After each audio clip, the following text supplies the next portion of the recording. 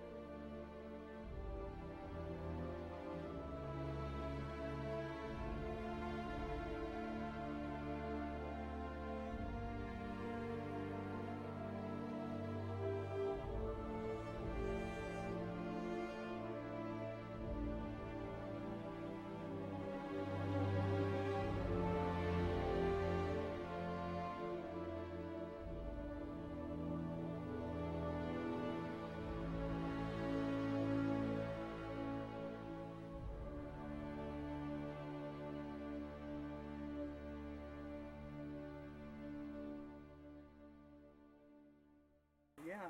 I didn't know there was such a place.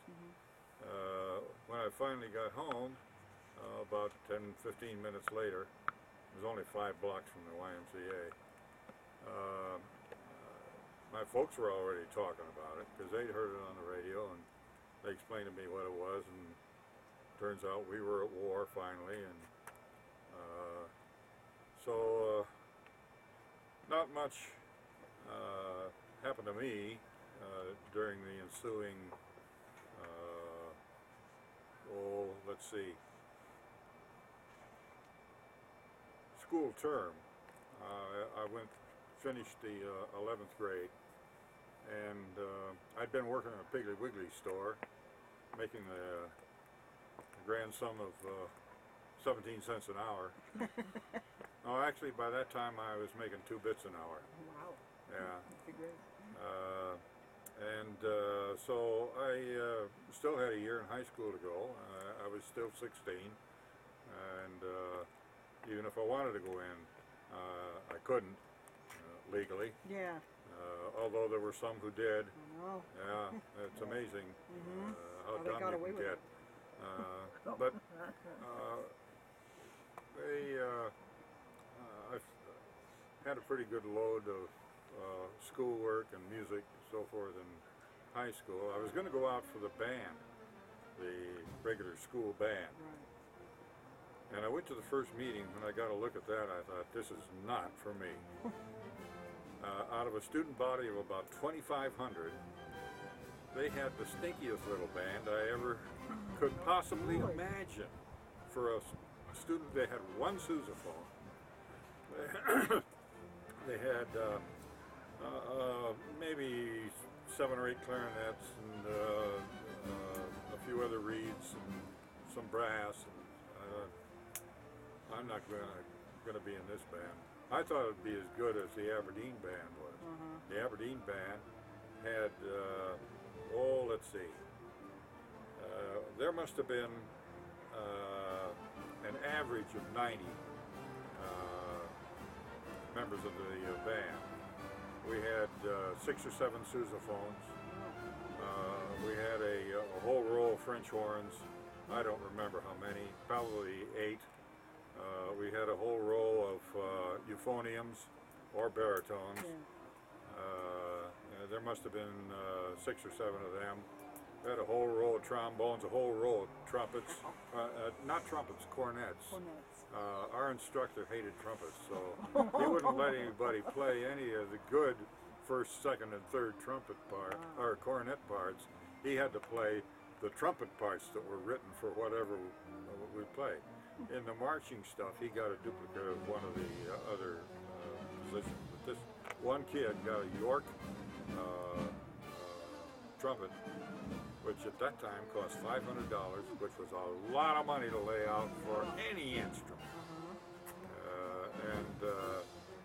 You know, he got shuffled off to the end of the line, stayed there. He quit the next year, I heard. John Stokes was his name. Oh my goodness. Anyway, I diverge. We had a swing band that was sponsored, I guess you'd call, by the school. One history teacher was the instructor, and he was an old musician from way back. He played piano and the reeds. We had they had tryouts. I barely made it, and I wouldn't have made it if there were 3 trombones and they only wanted 2. The first trombone, the guy that was going to be first trombone had been there before, so he was designated first trombone. Second trombone was open, and there was another guy that I had met just a few days before who was really good. He was 10 times the trombonist that I was at that time. Another guy was there not trying out. He was on a talent search, and yeah, and the instructor, the last name is Warren, Russell Warren. He knew this guy, and he knew what he was there for, and he talked about him. He said, "Don't you steal anybody away from me," but he did. He stole this really good trombonist. Talked to him and said, you know, sold him on it anyway. So I got to be in the band, in the swing band. And I was really glad of that ultimately, because I learned more about my instrument and my command of the instrument in the first semester of playing in that band, plus a private band, privately organized band that was done by most of the guys that were in the school dance swing band. So anyway, we had a lot of gigs. We had some regular ones for the school itself. We played for dances, special occasions. We played the music for talent shows, and you know, whatever. You know how that goes. And so I got better and better and better and better. I got an upper register that I can hardly find on the piano. Well, no, that's a stretch. Yeah, I was gonna say. How can that be? But I gained at least an octave from what I was able to play before. Anyway, that was, you know, had a lot of fun. Played for a lot of dances and stuff like that. Comes the end of the senior year, I graduate, and a week out of school, I was working in the machine shop in Consolidated Aircraft. in San Diego. And I worked there for 7 months. And 2 weeks before that 7 months ended, and that wasn't the schedule, this 7 months. That was what occurred by the fact that I was drafted. Oh, you were drafted. I didn't And know that. so I didn't know where I was going to be, what service I was going to be in. Could have been the Army, could have been the Navy, could have been the Marine Corps. There was no Air Force at that time. Yeah. It was the Army's Air Corps. But they allowed you to state your preference of the three, and spent most of the day going through the medical examination, and you know, they do a little bit, and then you stand around for 10, 20 minutes, 30 minutes, half hour. It was crazy. But near the end of the day, in the late afternoon, they said, okay, you go through that door and you state your preference, and but you stop at the first desk, because the Marines have the first shot at you. Really? Yeah, there was a Marine Master Sergeant there, and he looked at your papers, and he looked at your preference, and I guess if anybody stated a preference other than Marines, he'd pass it on to them. He didn't want anybody that didn't want to be a Marine. The next desk was a Navy chief. He looked at my preference, he looked at me, he saw that I could breathe. Did you put Navy as your preference? Yes, I did. And the reason I put Navy as my preference was I stood the best chance of getting 3 square meals a day and a clean sack at night. That's true. More so than the Army or the Marine Corps. And so I was accepted. And then they sent me over to the Federal Building complex in LA. And see, I was bused from San Diego up to LA. Oh, yeah. I had to meet with all the rest of the potential draftees. And they loaded us on buses and drove us up to LA. They wanted to make sure we got there. Well, transportation was sometimes a little iffy at that time. But I got to the Federal Building there, and the Navy had some offices in that building, and there were quite a few of us that had stated Navy preference. And so they gathered us all together in a room after fingerprinting and ID shot, pictures and that kind of stuff, preliminary stuff. Gathered us all in the room, swore us in, and then said, now go home. But come back here 1 week from today. That was on a Monday. So I was due back on the following Monday. Go home and get your affairs straightened out and do whatever you have to do and take a little time off if necessary. Because I had left the job on Friday and gone to the draft board on Monday. And we, let's see, had to find our own way back. We weren't bused back. Oh, so back all home? these guys were, you know, scattered, and a lot of them, you know, from the San Diego area. Your own transportation. Huh? Your own transportation. Do it however you can. Bus, train, yeah, hitchhike. That was a possibility. But I had one of the guys that was in the private band. It was nominally Gene Bachmule's band, and he shortened it to Baki for the band, and put it on our music stand. Painted it on our music stand. But Rube Goldstone was a clarinetist, saxophone, basically the reeds, and he played string bass as well. So he had a car. I left my car behind. I had a '34 Chevrolet sedan, and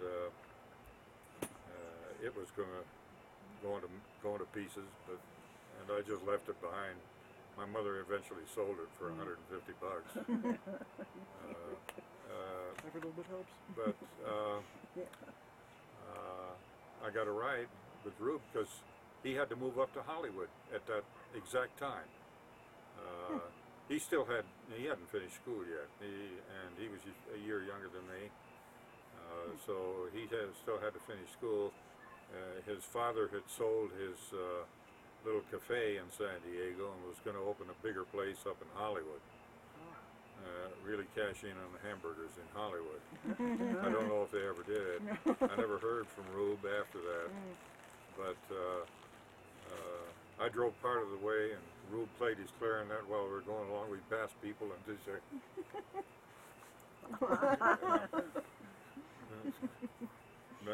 talk about Rube playing the clarinet in the car. We went to the Hollywood Palladium that night to see Harry James, to see and hear Harry James. We didn't go there to dance. We didn't dance with anybody, especially not each other. Good. I got a picture somewhere of Rube and me at the Palladium there. Neat. So, at any rate, we showed up at the Federal Building, and they loaded us on the bus back to San Diego. There was a naval training station in San Diego at that time, and sometime years later, but it was closed down. Many years later, decades later, I guess it was. And started boot camp. Went through boot camp. I think the schedule was 7 weeks, which is a short boot camp, but they were taking in so many people that they had to somehow squeeze them through. So they just stuck to the essentials, and I missed a week of it anyway because I got a cellulitis infection in the instep of this foot from marching with the Oxford shoes that were issued. They issued you 2 pairs of shoes, a pair of Oxfords and a pair of high tops for work shoes. And they said, everybody take your high tops to the front of the barracks here. They're going over to the shoe shop. Be sure you have your identity on them. And they went over there for resoling and healing. Because you spend a lot of time marching around on the asphalt grinders and stuff like that. For several days, in fact, I think it was almost a week, I had to wear the Oxford shoes with the leggings over them. And I had managed to tie them too tight, I developed this, my foot swelled up. It looked like I kept putting it off. I thought it'd get better, but it didn't. It got worse and worse. And one morning, the company commander says, anybody here, because he asked this every morning, at morning muster, before the start of the work day, he asked, anybody here need to go to the infirmary? And I held up my hand, said, here, sir. And you, what's the matter with you? And I said, well, I've got this problem with my leg here. And he said, let me see it. I pulled the pants up and showed him Your this. foot all It swollen. looked like it had a cast on it with the stockings over it. My goodness. And he said, get over the dispensary is what. Dispensary, Yeah. was it? He said, get over to the dispensary. How come you waited so long? Oh, I don't know. I thought it'd go away or something like that. I spent a week in the dispensary. Wow. Yeah. They started me out in the sitz bath and had me soak the foot in a basin of hot water and I think it was boric acid that they powder that they put in the water for the initial work, and then assigned me to a bed and had me put hot pads from the hot water, and I had to get up and get my own hot water most of the time. Sometimes a corpsman would come around and get it for me, did that for 3 days. Make that 4 days. Yeah, 4 days. And it had brought all that swelling up to a head, right on the top of my instep. And at that location was a pus spot about the size of a quarter. And on the fourth, I think it was on the afternoon of the fourth day, they had an inspection, and the guy that was my doctor was just following the medical commander around. He was doing a big inspection thing. Mm-hmm. And when he got to me, he says, I'm going to cut that open. Mm-hmm. So he said, go get me a scalpel. And, some people took off and brought back the stuff that he needed. And, made an incision in there and a slit, and squeezed it, and this stuff just flowed out. I can imagine. Oh, it was awful. And he said, "Now you, for the next half hour or so, you work that and get that stuff out of there." At any rate, spent a couple more days, and then went looking for my company, and somebody said, "Well, they're gone." And they left this morning for embarkation to Camp Kidd. Camp Kidd?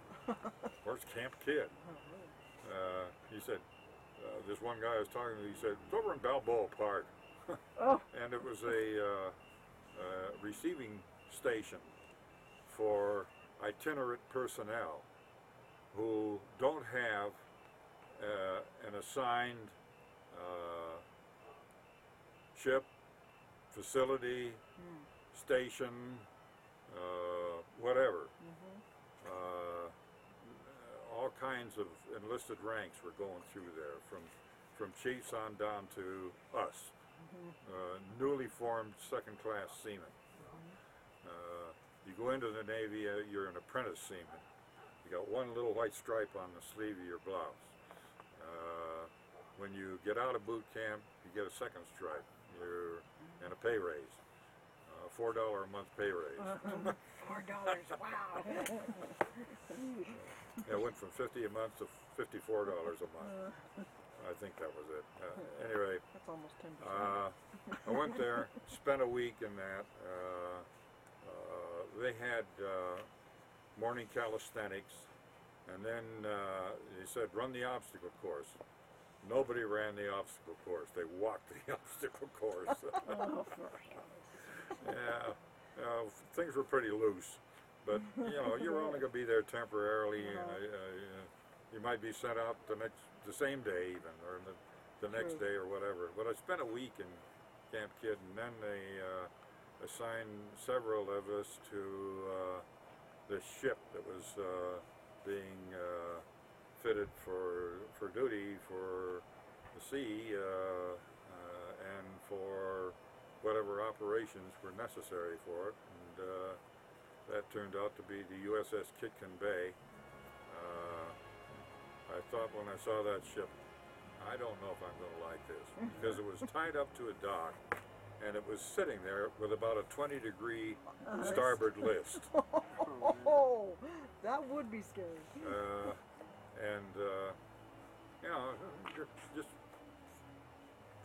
sit there, looked like it was sick. It had yellow spots all over it. That was where rust had been developed underneath the paint, so they have people going around chipping and scraping and that sort of thing. The first thing you put on it is what they call yellow chromate. It's like a primer. And then, of course, regular colors go over that later on. But it had all these yellow spots all over it. At any rate, went aboard that, got assigned to a division. I happened to be assigned to the 1st Division, that's deckhands and gunnery. So we were there, I guess, maybe 2 weeks. I got a 48-hour leave while I was there, and I got that extended.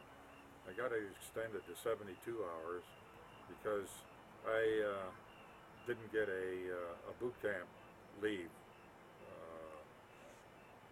of over 24 hours all the time I was in boot camp. So I got a 72-hour leave. I had 3 days, and I took the bus home, the San Diego bus system. Went back to the ship, messed around mostly, finally went to sea. Pulled out of San Diego Harbor, started, headed out toward the sea, started feeling a little queasy. Oh no. But that's all I ever got. I never got seasick to the point where I threw up. Oh, that's good. Eventually I got my sea legs, and it all went away. But it was like that for maybe 3 weeks, off and on. Get to feeling a little queasy, and No fun. So anyway, that was in, let's see, I went aboard in April, and for the next 2 months, we were in the business of taking on a squadron of airplanes, because the airplanes don't stay with the carrier unless it's at sea. Carrier has to be at sea.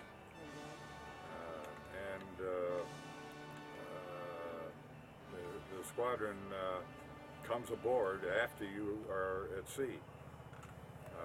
They fly aboard. Oh, okay. So They stay with that ship? huh? They stay with that ship? No, well, for a while. Oh. It's If needed? it's a semi-permanent assignment. It isn't like you fly on, go out and do some operations and fly away again. Yeah. You stay there. For one thing, you've got to whip your aircraft handlers. We call them airdales. That's guys that work the flight deck for all the flight operations, on and off the flight deck. And there's a lot of training that has to go on.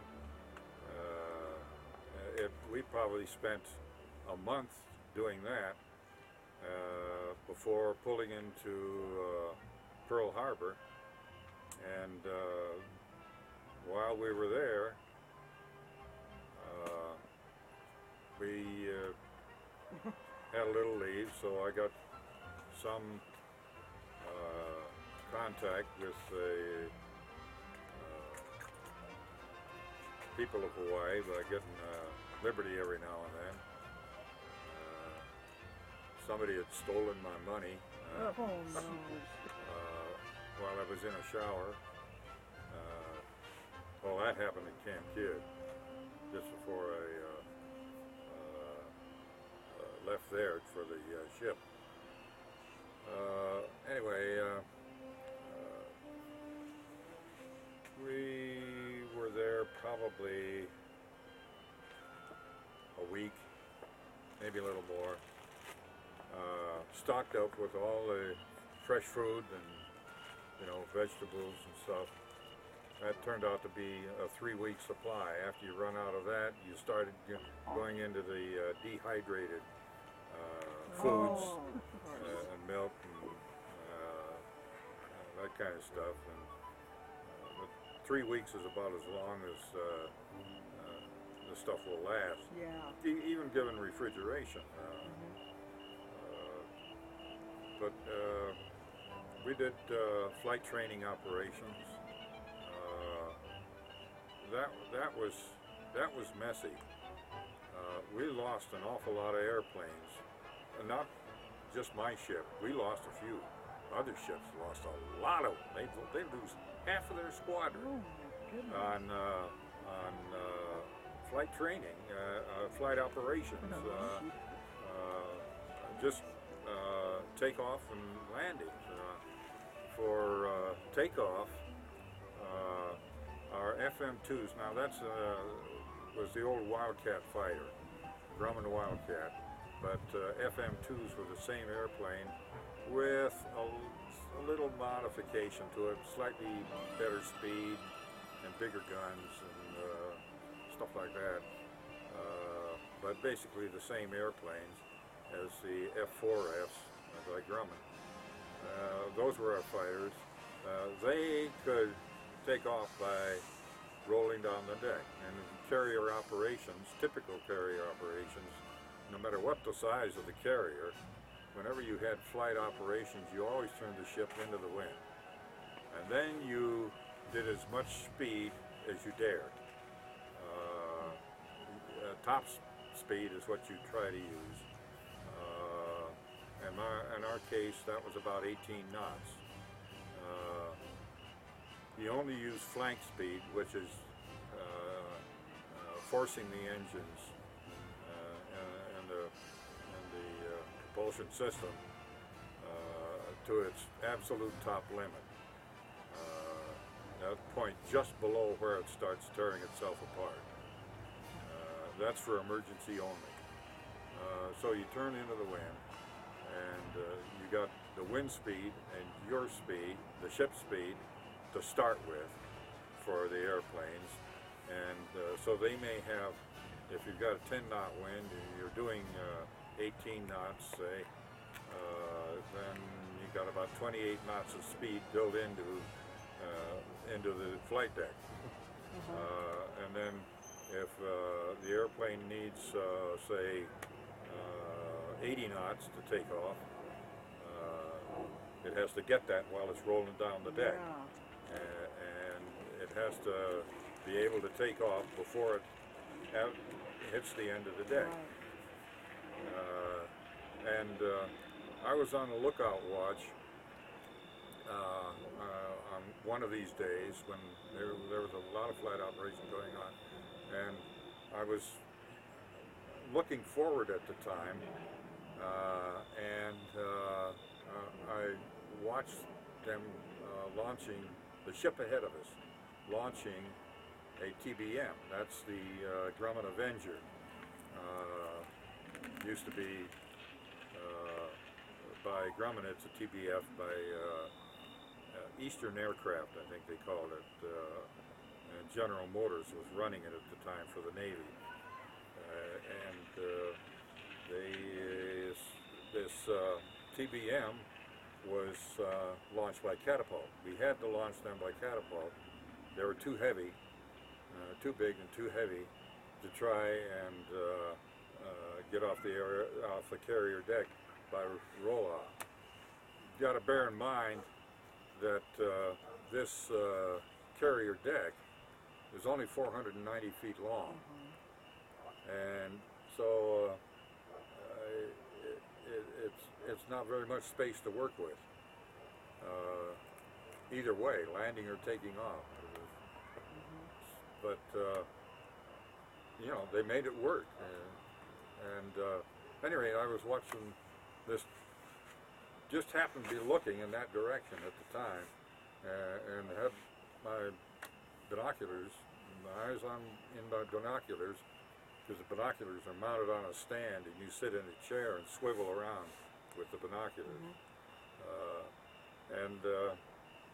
So I had them in my binoculars. I saw this TBM take off. It went straight up like that. I don't know, it must have been badly mistrimmed.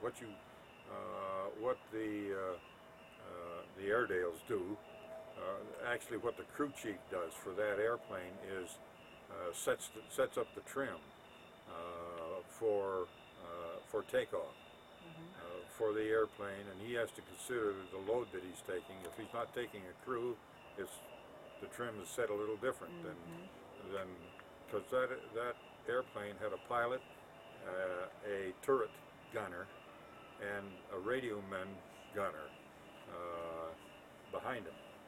So if you got that weight out of the airplane, if you happen to be not carrying any ammunition, then you know there's those things to consider to set up the trim on the thing. You must have set it up totally wrong because that thing went up like that, and then of course it hung on the prop momentarily and sank straight down into the ocean, and never saw it again. Took all three of those guys with it. Yeah, it didn't even, a lot of times an airplane will crash and it might disappear momentarily, but it'll bob back up. And I've seen that many times. But this guy went down like that. Some months later, in January of '45, our squadron commander went into the drink. That's another story. I'll cover that later. So, you know, that sort of thing went on for, probably a couple of weeks. And then suddenly we were joined up with another carrier, same kind, another CVE 73, I think it was, maybe 72, I don't remember the Gambier Bay's number, but that was its name. We went together with our escorts and headed for, we didn't know what at the time, but it turned out to be the invasion of the Marianas Islands, Saipan, Tinian, Rota, and Guam, but our part of it was Saipan and Tinian. And when we got there, it was for our squadron and the Gambier Bay squadron to support the ground troops by bombing and strafing enemy positions for, to help these guys out with they're trying to advance and drive out the Japanese. And it didn't take very long, but we were there for the first 3 days at very late in the afternoon. We had an air raid. A bunch of Japanese airplanes. I have no idea how many. It might be written down somewhere, and it might be accurate or inaccurate. It's anybody's guess. And I got to admit, I was mighty scared. This was my first experience at combat on a ship. And we had gunnery practice leading up to this. And I was on a 40 millimeter, a twin mounted 40 millimeter, 2 barrels. We had a total of 16 barrels of 40 millimeter on the ship. And we had 20 barrels of 20 millimeter anti-aircraft, both anti-aircraft, and we had one 5-inch on the fantail. My gun broke down every time we had a firing exercise. Oh my goodness. And I'm telling you, we sure got it from, they numbered the guns this way. 40 millimeter number 1 was the first one on the starboard side. 42, that was my gun, on the first gun on the port side. 43, 44, 45, 46, 47, and 48. Two groups back aft, two groups forward. And 42 was always crap. Well, you see, we just fire the guns.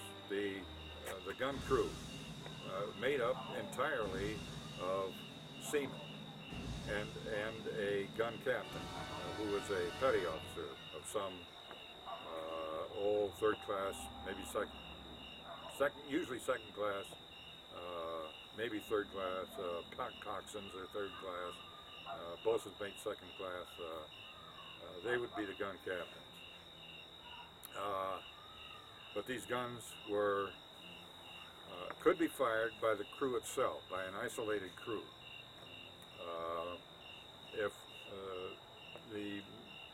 If any damage occurred to where they couldn't operate from the director, a gunner's mate with considerable experience was the director operator. This is a big gun sight that he moves around like this, up and down like that, around this way, and these two mounts are tied to his sight, and they go like this right along with him, you know, in any old direction. So we were allegedly firing at the same thing that 44 was. My gun was 42, the next one was 44. And we got a lot of razzing from them, but the gun crew didn't have anything to do with the guns breaking down. That was the gunnery department's problem. The gunner's mate that was in charge of that gun must have really worked his tail off trying to figure out why these guns would fire a couple shots and quit. He eventually did, apparently, but not before we were all through with the firing exercises.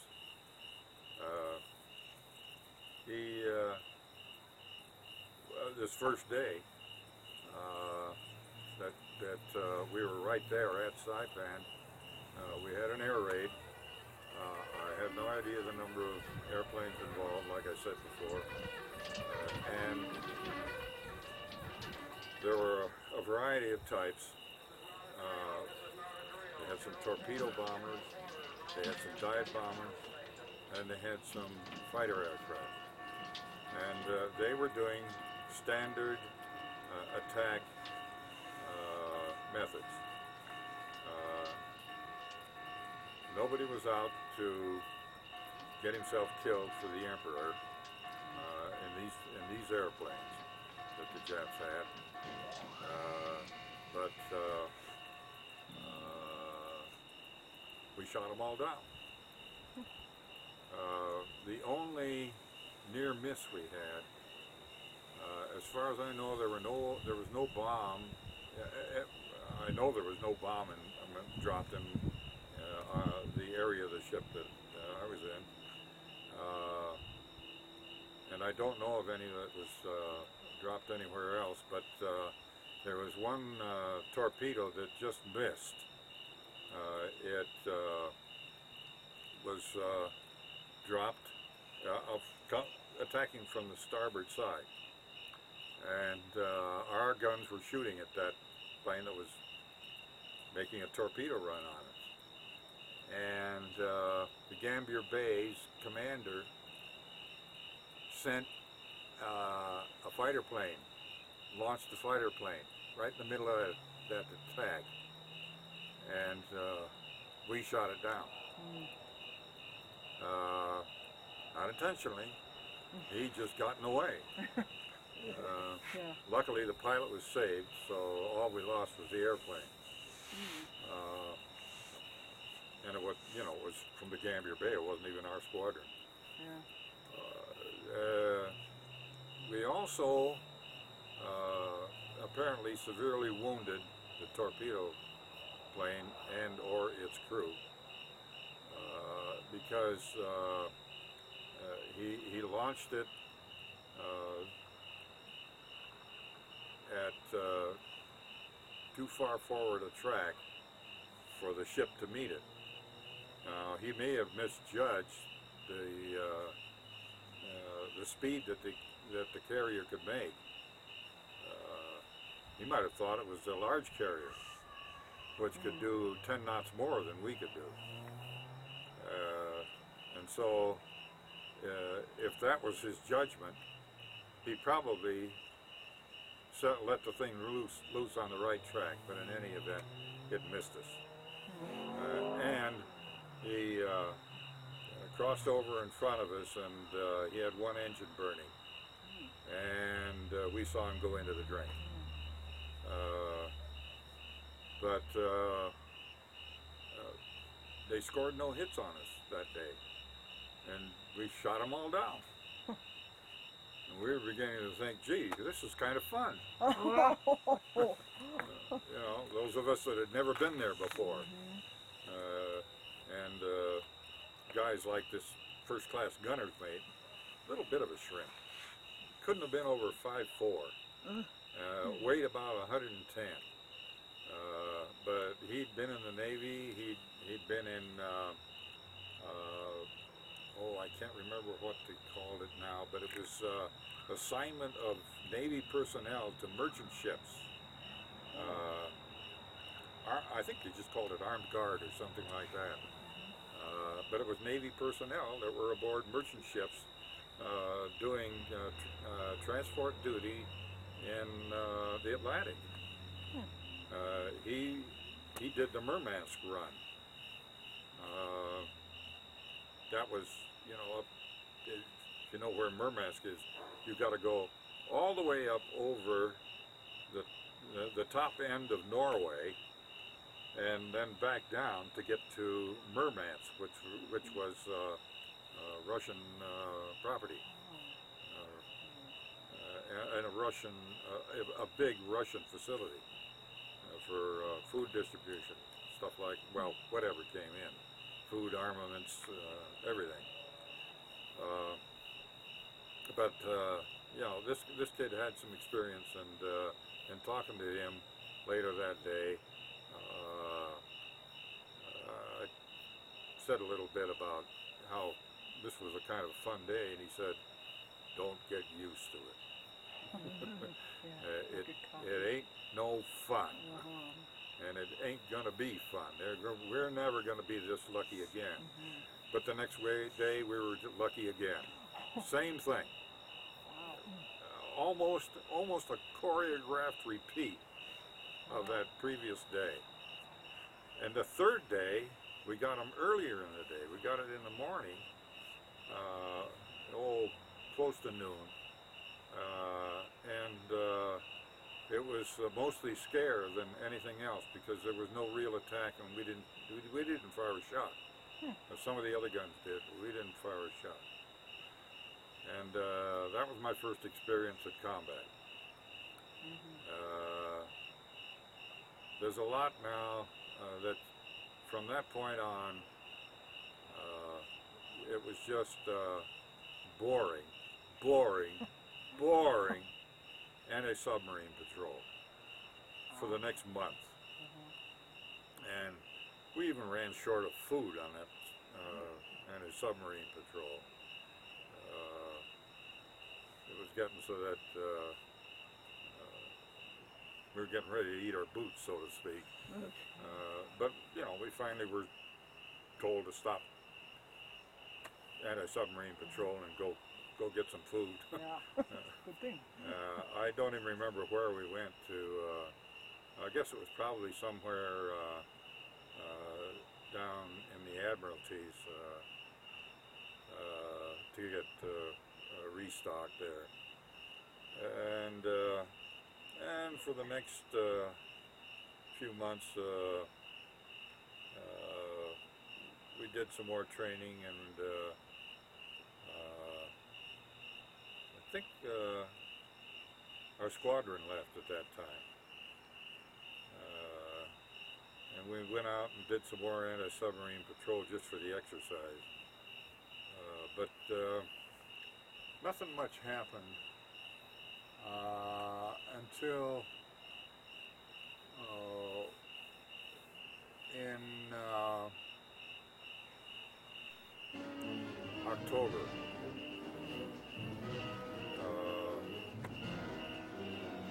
We participated along with an awful lot of other ships. Participated in the invasion of Leyte in the Philippines. That was MacArthur's "I'm back." I said I'd come back, and I'm back.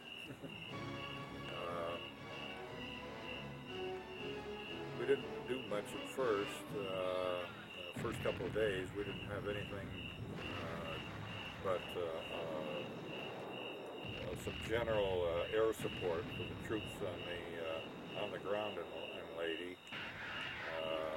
But at that time, they made us up into 3 groups of 6 carriers, 6 CVEs in each group. These are all the same kind of ship. The Kaiser shipyards in where was it? Up in the border river between Washington and Oregon. I can't remember the name of the community. Been too many years.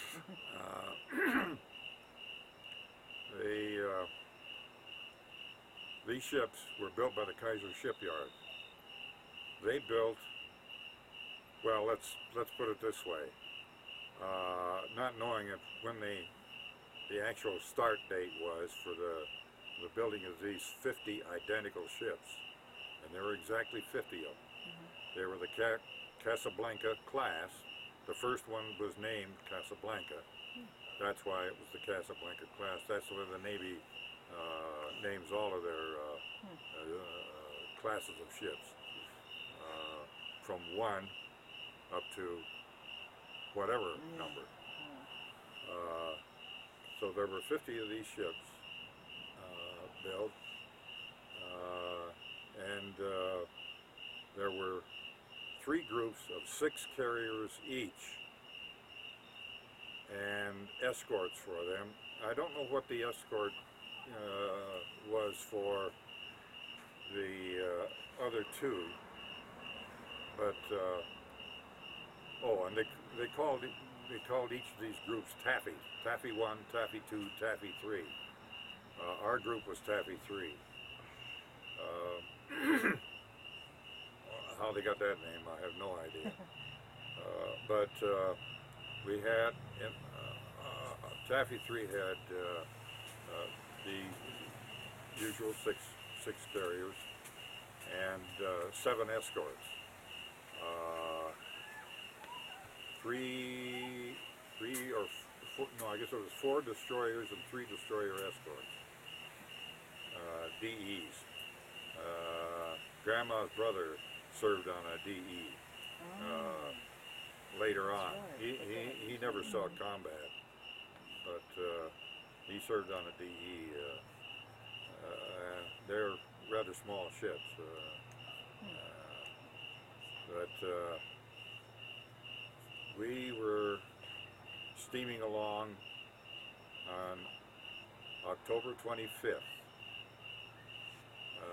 at about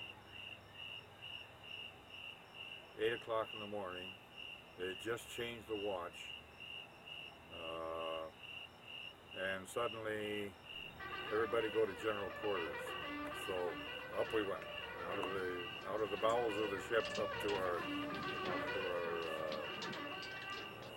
general quarters station. General quarters is where you're totally manned and ready for attacks.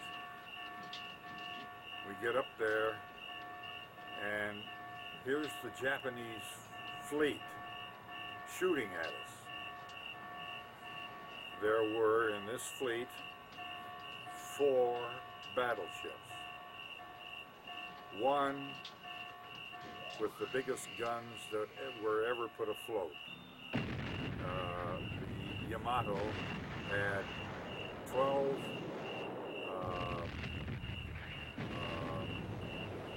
18.1-inch guns that fired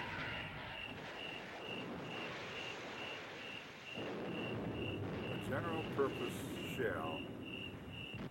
No, wait a minute. An armor-piercing shell coming out of one of those guns weighed about 4,100 pounds. Can you imagine that? That's 18 inches in diameter.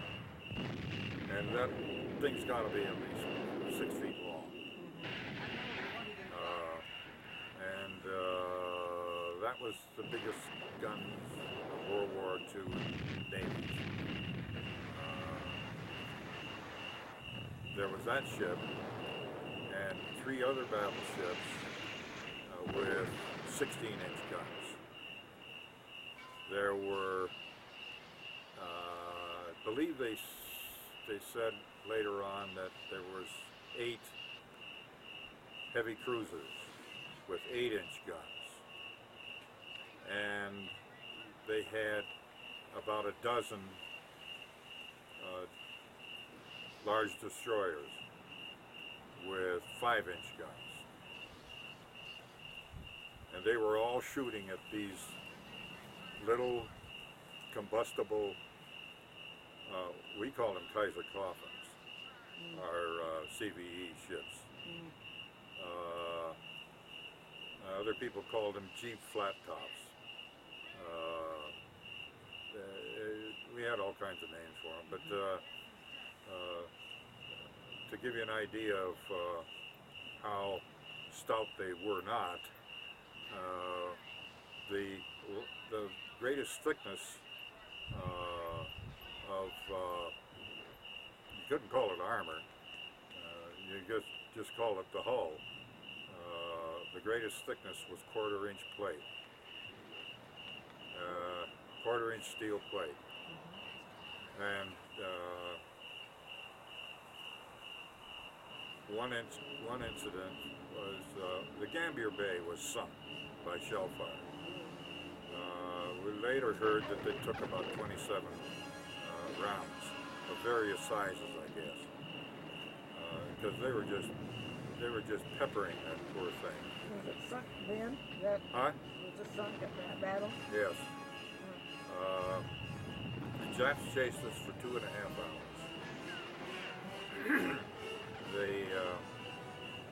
I read later that Admiral Kurita was the commander-in-chief of that battle group. There's quite a story on this whole thing, because there are 3 different battle groups that the Japanese had. But getting back to the story about sinking of Gambier Bay, for example, what we had heard later from some of the crew members was that some of the shells went right through the ship, splashed in the water before exploding. Really? Yeah. Well, that's how thin the ship was. They were using armor-piercing shells, which is the natural thing to do when you're shooting at other vessels. You generally use armor-piercing shells, no matter what the vessel. So, these things are enormously heavy. Yeah, and it just plunged right through the ship without exploding. But there were enough explosions in the Gambier Bay's case of setting fuel afire, setting stored ammunition. I guess probably the magazines exploded and, you know, it just tore the ship apart and sank. And there were, because we were being chased for about 2.5 hours, the escorts were very busy. In fact, they were giving themselves up for the carrier. They attacked this group. Those 4 destroyers of our squad, our group, Taffy 3, and the destroyer escorts were attacking these monsters of the sea. And we lost, let's see, we lost the Hole, the Johnston,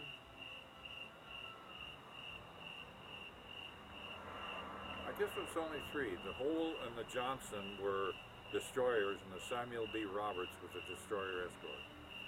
They were sunk.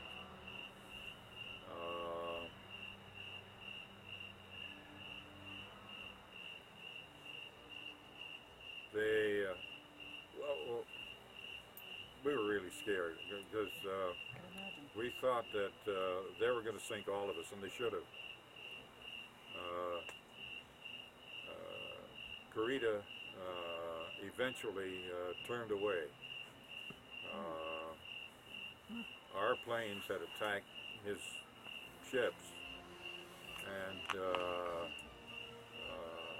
I don't remember now what the number of ships that were sunk, nor what the I know there was a cruiser that was sunk and another one damaged. I don't know about the destroyers, the Japanese destroyers, but they must have done some damage to them too. And so we finally, in the end, we were all laying smoke too. That's another thing. Laying smoke? Laying smoke. That's one of the things you do to confuse the enemy and hide. Hiding was the proper thing to do if you could, because the Japanese didn't have any radar at that time that was worth a hoot.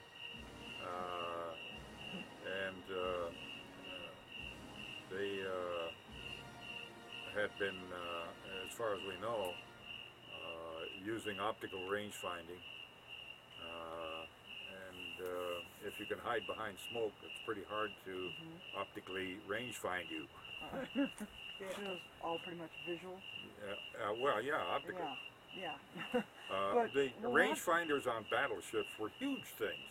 They were 30 feet long, so you know, out at the end of that 30 feet on each side is mirrors that they adjust to get a dual image, and you put the images together and then look at your dials, and your dials tell you that ship is that you have your sights on is say 6,425 yards away.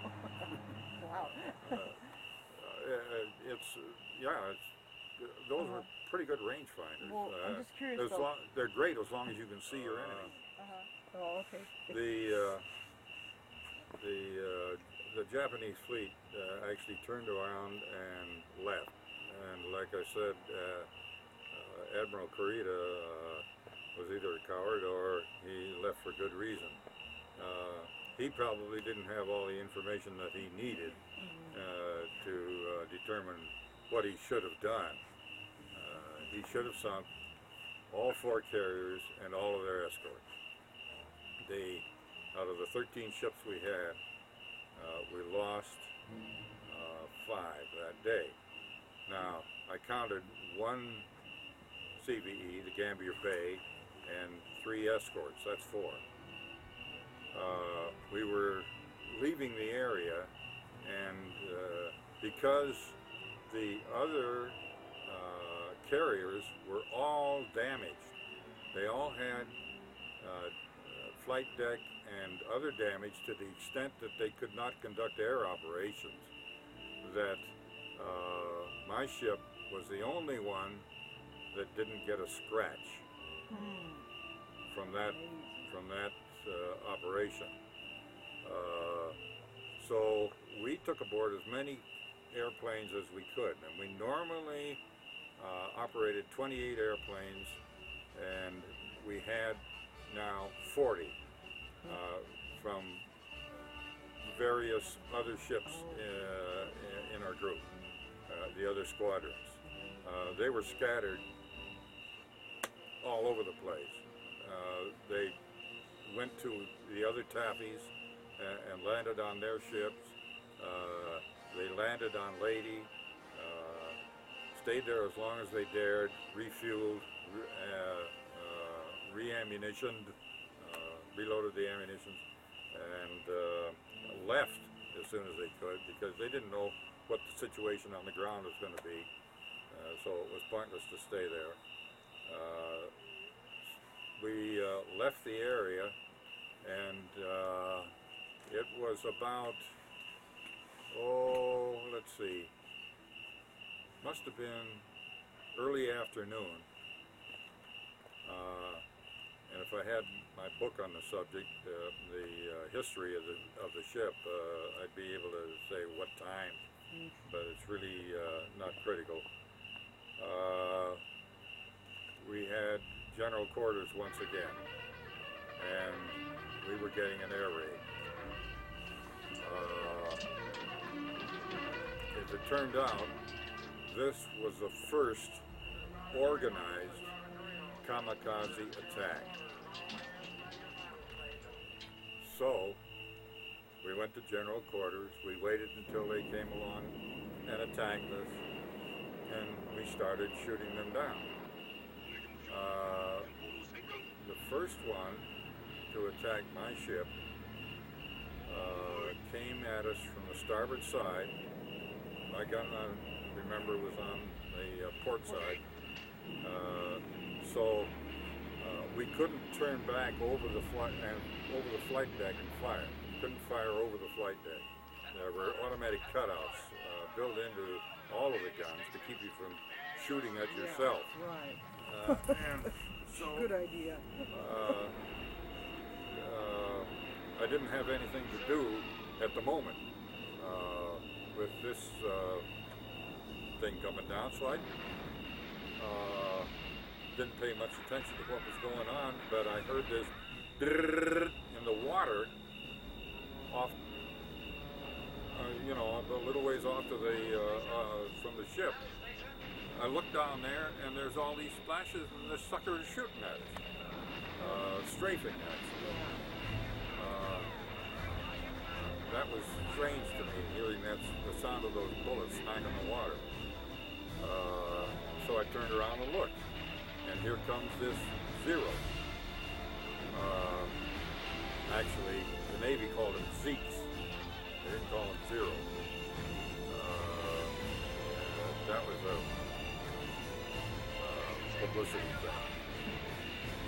But, the Japanese actually called them Zeros too, because of the year that they were manufactured. First manufactured. But this thing kept coming, and I kept looking at it until I thought, that sucker's got my name on his hub, propeller hub, because that's what it looks like. It looks like he's going to come down and smack you. So I crawled over to the side of the ship. See, the gun platform sets about, the deck of the gun platform sits about 8 feet below the edge of the flight deck. Okay, so I just walked over to that wall and waited for the thing to hit the deck. And there were airplanes on the deck also. They were spotted forward for future landings. And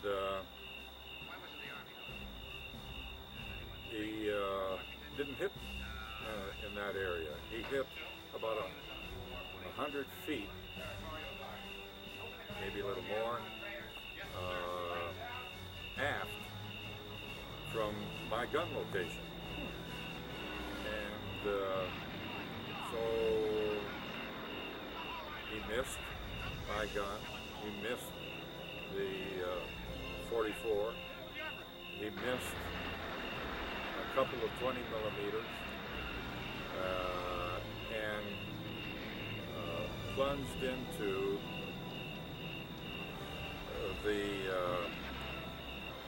there was a beam that went between the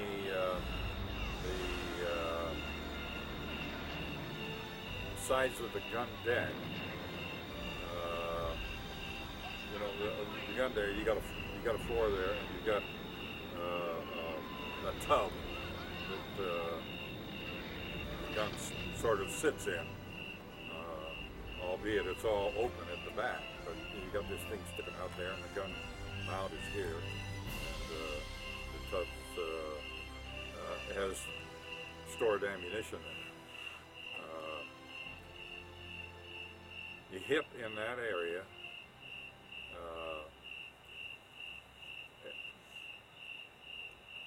What he actually did was plowed into a life raft that was strapped to this beam that went across, and then there was some coarse netting that was there to keep anybody from falling into the sea. And the life raft was tied to that. Well, all that was punched out, and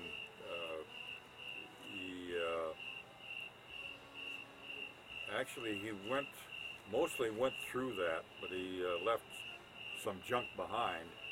But he had an explosion just before he hit the ship.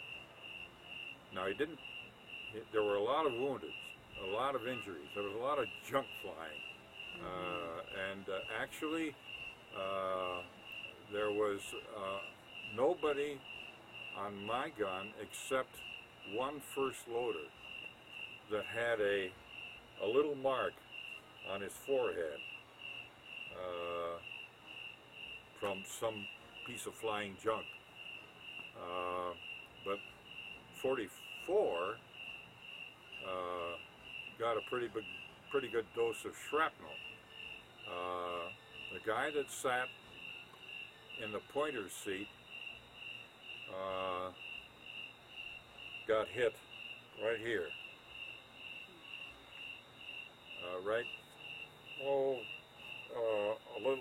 Probably a little above the nipple, and a little to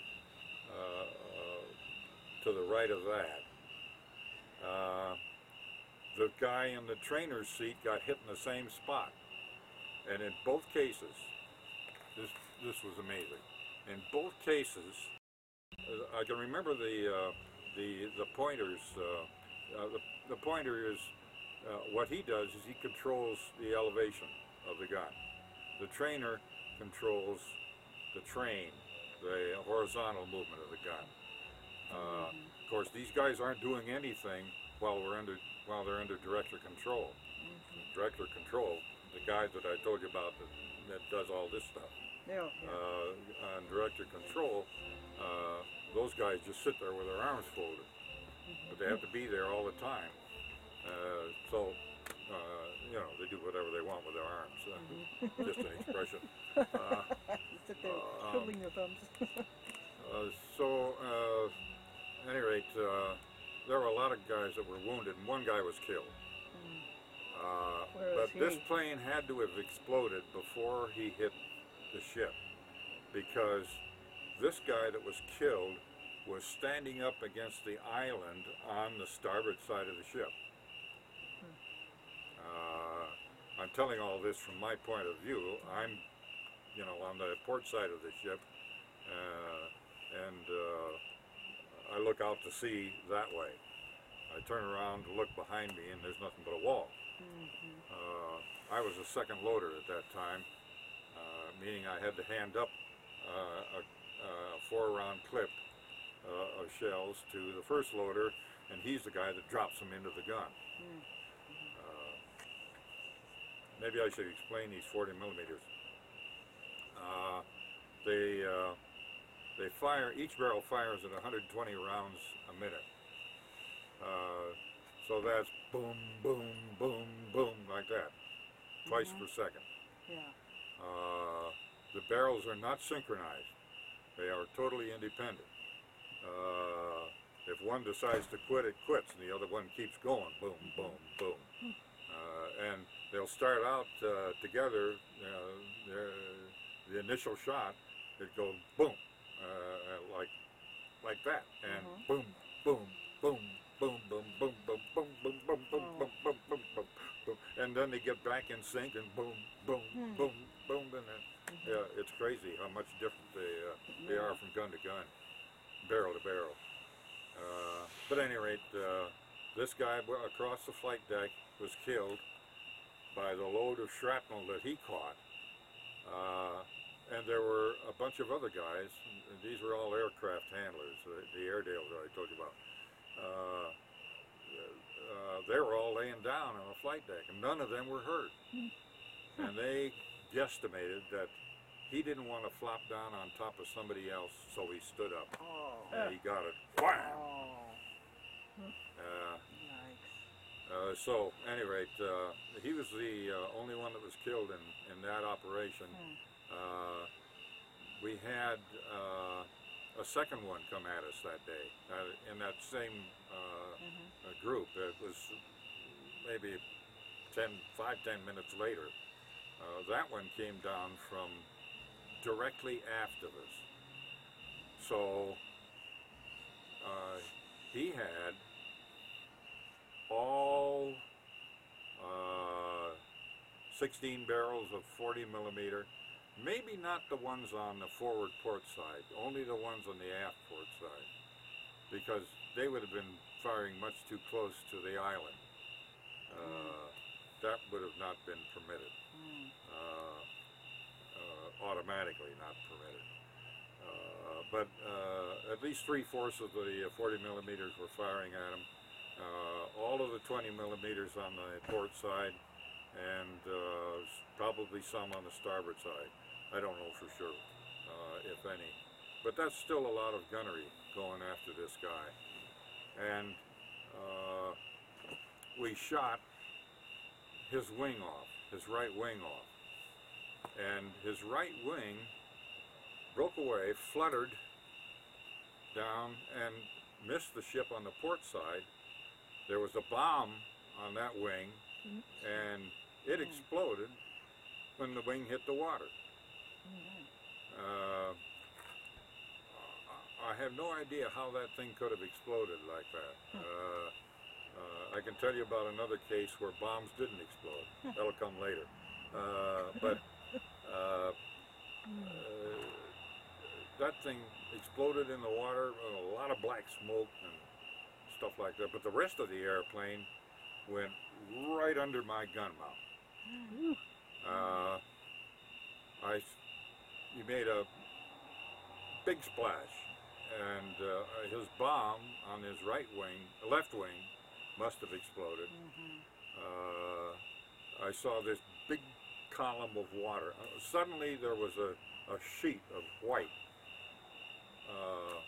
all this water that went up around us.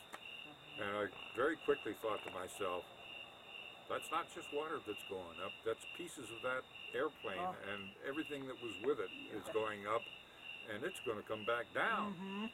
And so I just pulled my head in as tight as I could into my life vest and tucked my arms in like this, and you know, there was no place I could go. I just stood there, and it started to rain. All this water started coming down. The heaviest rain I've ever been in. And pretty soon, clink, plank, plump, plump, plump, plump, plump, plump, plump, plump, plump, plump, all this stuff hitting the deck. I saved a few pieces, kept them for a while, and then threw them away. Should have kept them. But he didn't do any damage to the ship, none at all, and nor do any of the personnel. And that was the first organized kamikaze attack. There had been an occasional one before. Some guy who knew he was not going to make it back to base might try to dive on a ship, whatever the ship, even if it was a seagoing tug or something like that. That sort of thing would have happened before, but this was the organized kamikazes. And so we got out of that, but unfortunately a ship named, another CVE named the St. Lo, took a kamikaze. This kamikaze flew straight toward us, banked, flew like he's banked in a steep bank like this. I could see the big meatballs on the bottom of his wing. Saw him turn like this and fly right into the side of the St. Lo. I thought that ship might survive from what I saw, but reading about it later, there was no way it would survive because it went right into the hangar deck and lit off fueled airplanes and ammunition, and maybe even some of the torpedoes that we only carried 9 torpedoes maximum.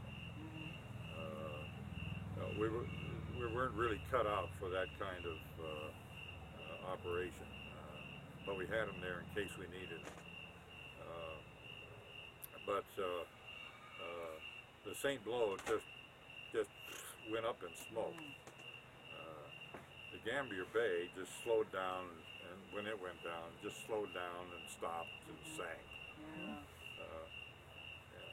But the St. Lo, that's the 5th airplane. So we lost 5 out of 13 vessels.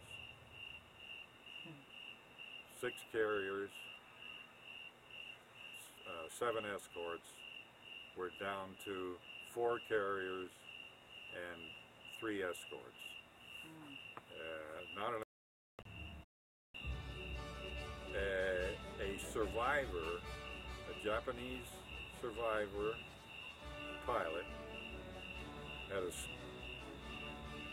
was the only one left out of a group of airplanes that had tried to attack, but our airplanes went up and shot them all down.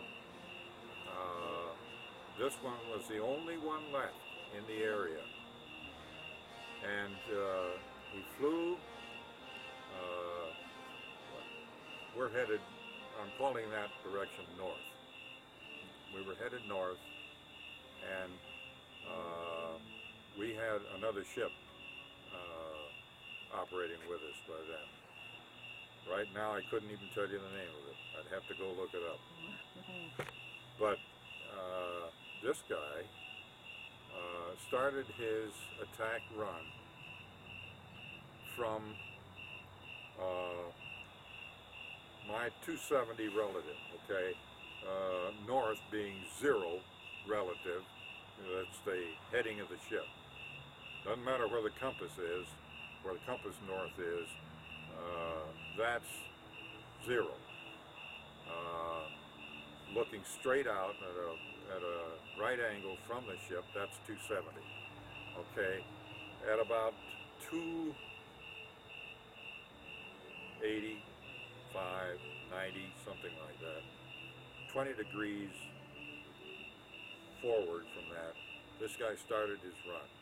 And he was started it at a point where the elevation of our guns would be about, if the barrel was looking straight at him, about 20 degrees, maybe 25. My ship was firing at him. The other CVE was firing at him. Our escorts were all firing at him. There were 6 cruisers up ahead of us. 5 of them were firing at him. The one that wasn't firing at him, the Boise, had General MacArthur aboard. Oh, really? Yes, really. Yeah. And off to our starboard side, there were a bunch of transports, and their escorts were firing at them. Now, most anti-aircraft shells won't go on forever and ever and finally plop to the surface somewhere. They'll explode. So that creates flak. I'm telling you, I have never seen flak like that, and hope to never see it again.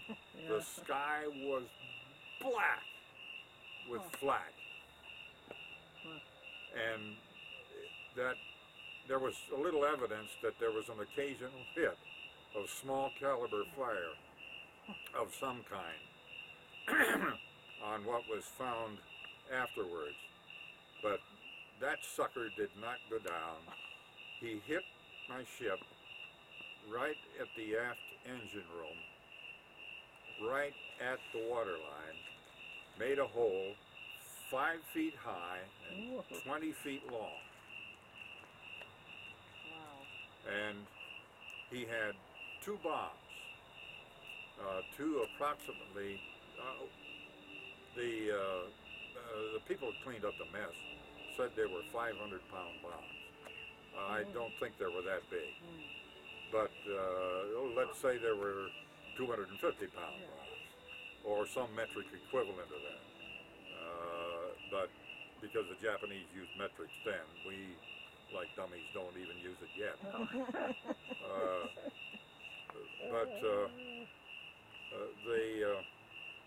The 2 bombs, as soon as impact occurred, the 2 bombs were launched into the ship. And one of them stuck in a boiler and didn't explode. The other one tumbled through the engine room and broke up into 3 pieces and wound up in the machine shop.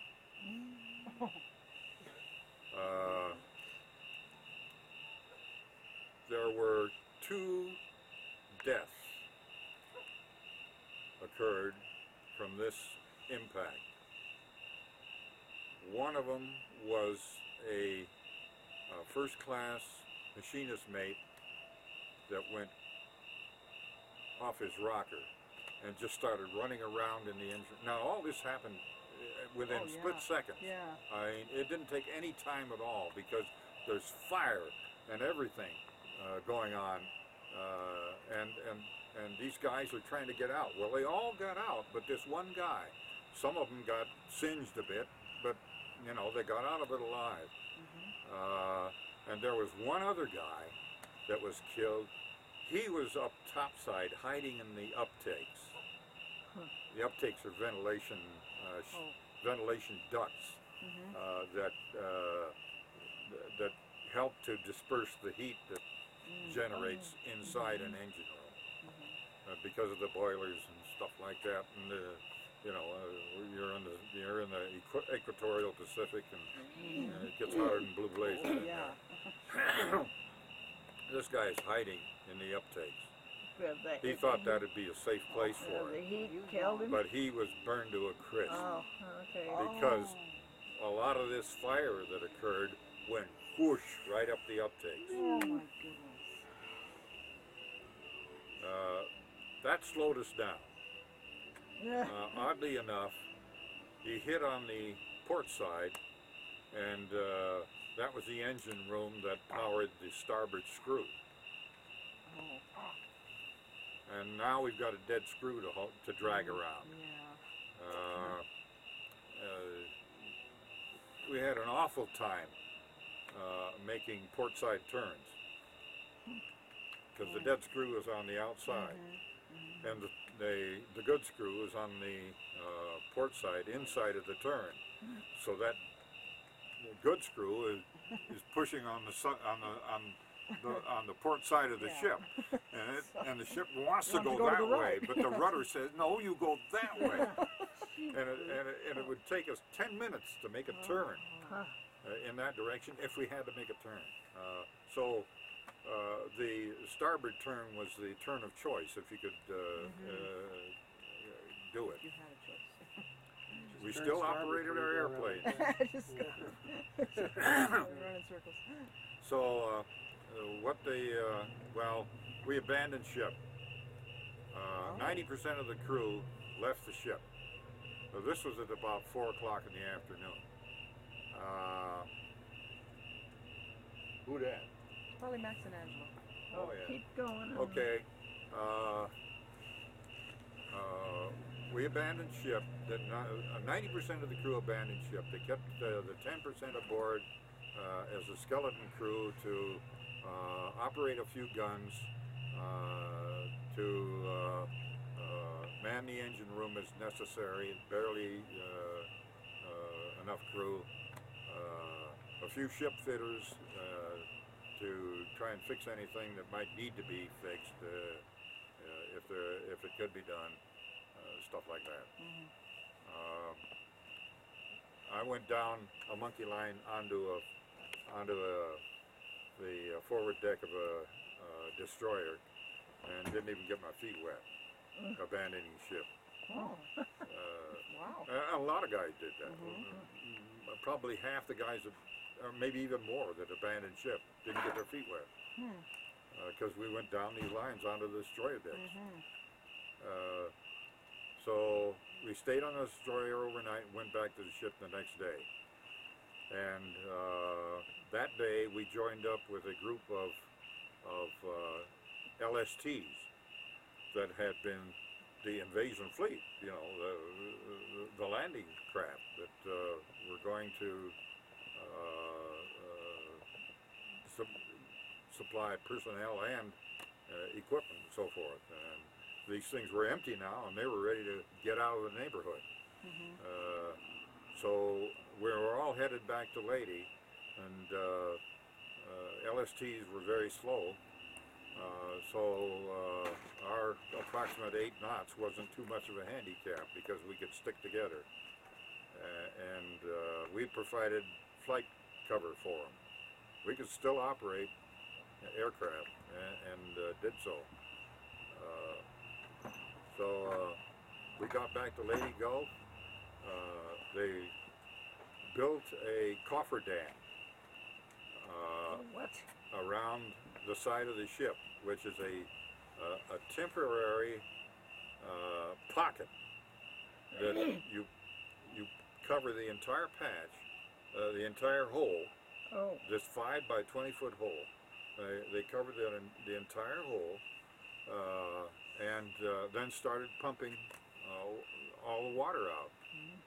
It took a day to get that water pumped out.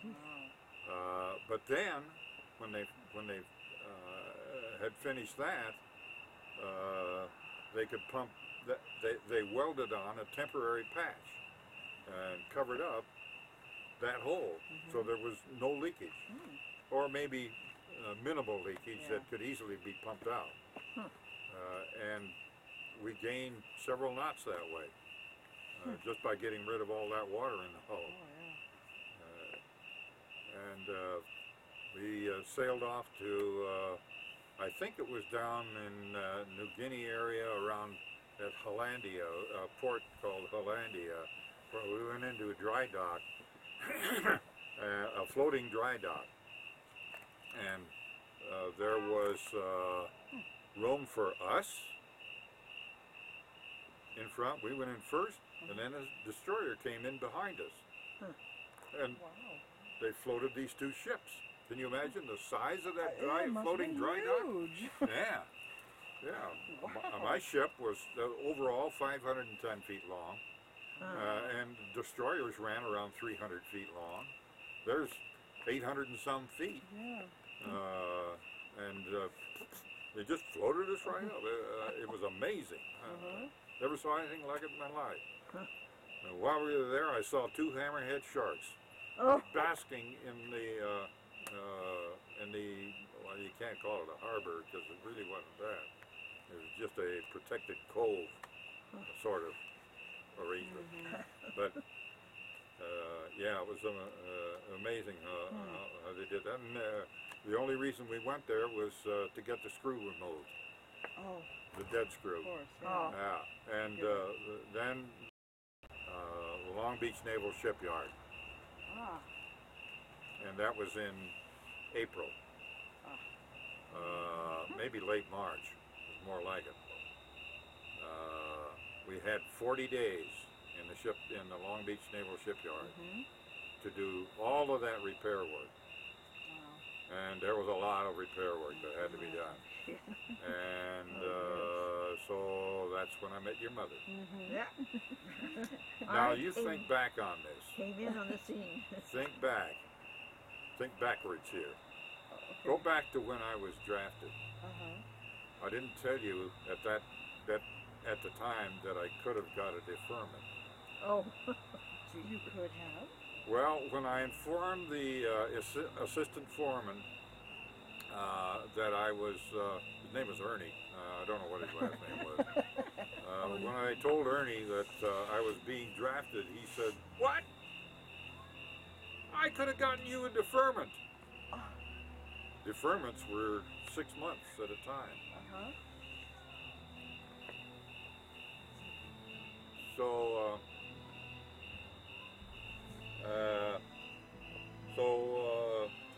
I didn't get a deferment. In fact, I might have gotten even a second deferment because I was doing pretty well in that machine shop. I was doing my own setups on the milling machine. Ernie even had me go try to straighten out a machine a power machine operation. These little milling machines that I was working had a hand crank to run the table past the cutter to do whatever the cutter is going to do. And on the power machines, you just push the button and it goes by itself, and either stops for you to take the part out and then cycle it back and run the next one through, that kind of thing. But they had this one piece that wasn't coming out right. I mean, exactly right. A few thousandths off. And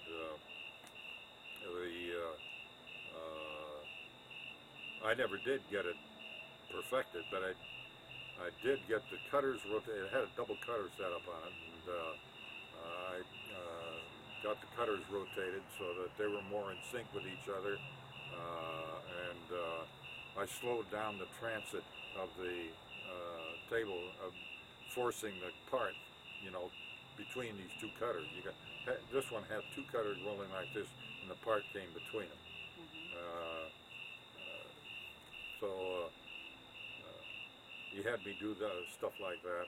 Then I had some experience with a burr bench because I injured my fingers, plural, on my right hand. I stuck them in the cutter of a machine a milling machine when it was running. But it was simpler than that. This operation was we called them daggers, and it was set up so that the blade of the dagger would sit on the top of this thing. The haft of the dagger, which would be the protective part, and then the handle was shaped like that. A short handle. They didn't look very much like daggers. They had a blunt, straight end on the thing. But at any rate, the operation was drag that thing across the cutter with it supported by this table. and that worked. It did the job until it hit a hard spot in one of the parts that I was dragging through, and that part just went flipped out of my hand, and my hand went down on this cutter, and it didn't hurt. It felt, what it felt like was something with rubber knobs on it, bouncing against, coming around and striking my fingers. Yeah. But when I looked at it, blood was coming out of it Yeah. like crazy. Well, I chipped out a whole bunch of cuts along here and over the tip, and then a few over the tip on this finger here. You should have seen the fingerprint it made when I was printed by the Navy.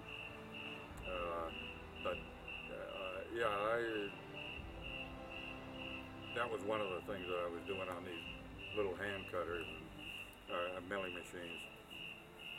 And anyway, think about it. If I had gotten that deferment or those two deferments, I'd never have been aboard that ship. I would probably never have gone to Long Beach for any reason, and you wouldn't exist, nor would you, nor you. Wow. And I wouldn't have become a bride. So that's my story. So there was still 4 months left of the war, though, right? Oh yeah, it was. See, we were in the Long Beach Naval Shipyard for 40 days, more than 40 days, because you had to have a little slop in there to get the crews off the ship. They divided the ship into two watches, the starboard watch and the port watch. And the starboard watch went off the ship for 20 days. They said, go home, go anywhere you want. You got 20 days leave. You have a colonel priority. A seaman would have the same travel priority as a colonel. And it was because of, what we'd been through. So you didn't even mention you met me at the dance thing on the kite. Yeah. Oh, before we get into that, hold on. I gotta. You got 11 minutes. 11 minutes? Yeah. Oh, I can kill that in an hour. I don't think I got anything left after that. There wasn't much that went on from my point of view for the rest of the war. For one thing, the ship was still crippled. We couldn't make the speed that we made before. But let's see, I missed totally the invasion of Okinawa. Good. And that was a real mess for the Navy. They lost an enormous number of ships from kamikaze attacks. The next thing that we were sent out for was the bombardment of the mainland Japan.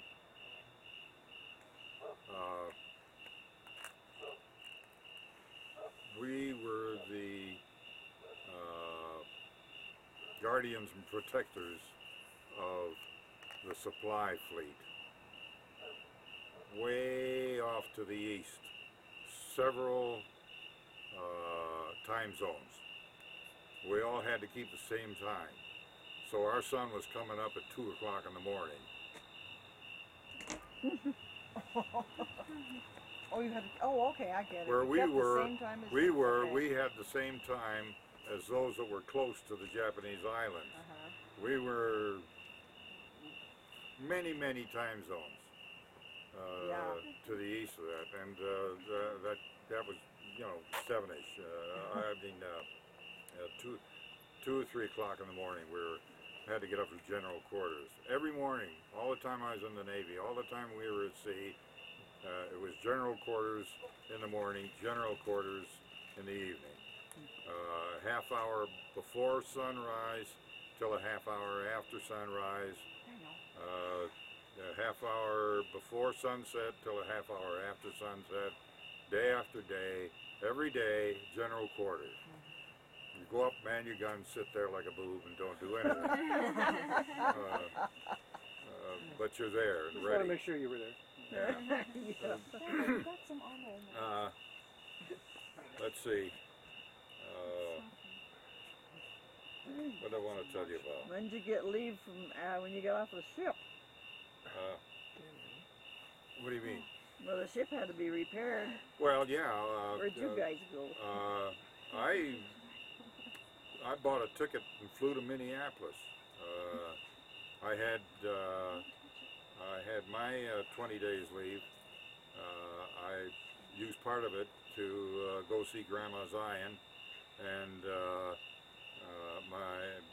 I informed my dad that I was going to be there. He was still living in Aberdeen, and met him there. Well, actually, I met him on the train going out of St. Paul to North Ranch. Caught him as he was walking by.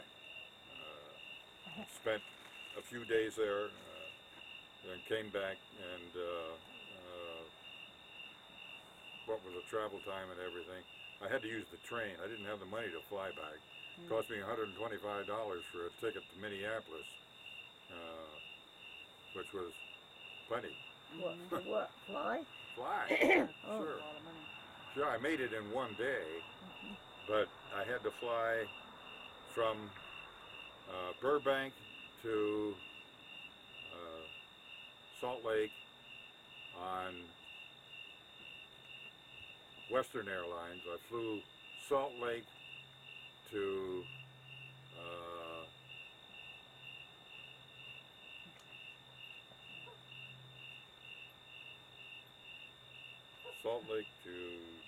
Denver, I guess it was.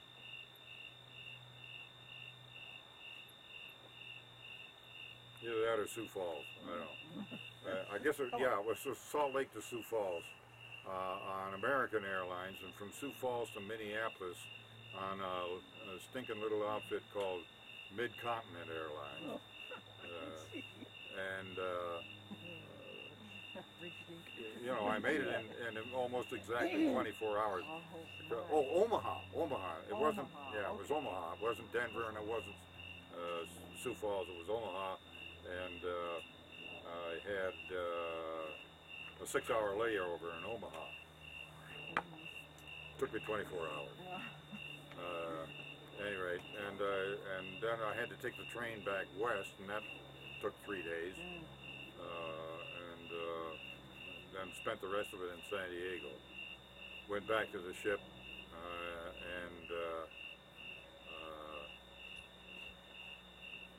and met your mother while we were still in Long Beach at the Majestic Ballroom on the Pike in Long Beach. That's about it. That was really cold. And halfway between there, the war ended. Were you on the